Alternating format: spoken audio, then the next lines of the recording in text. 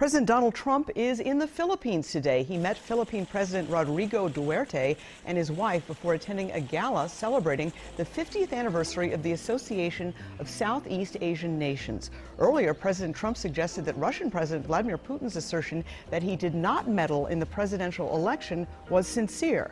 Stephen Portnoy filed this report from Hanoi.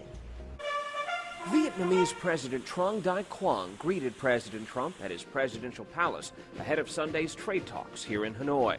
We're going to be doing a tremendous amount, billions and billions of dollars of trade. Mr. Trump appeared confident that he could broker a deal that would strengthen American exports here and slow China's growth.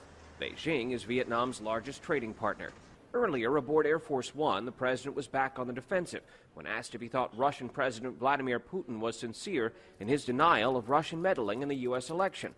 That, despite assurances from the U.S. intelligence community that Russia did try to interfere in American politics. President Trump told reporters, quote, "He said he absolutely did not meddle in our election. He did not do what they are saying he did."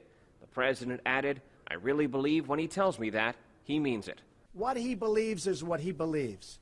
What I believe is that we have to get to work, and I think everybody understood this that heard the answer. We have to get to work to solve Syria, to solve North Korea, to solve Ukraine, to solve terrorism.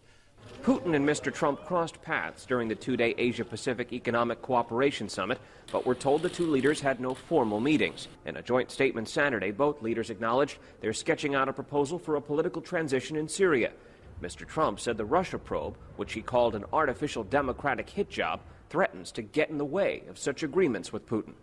Mr. Trump tweeted, "Good discussion on Syria, hope for his help to solve, along with China, the dangerous North Korea crisis. Progress being made." The president will wrap up his visit to Asia with a stop in the Philippines before returning to the White House next Tuesday.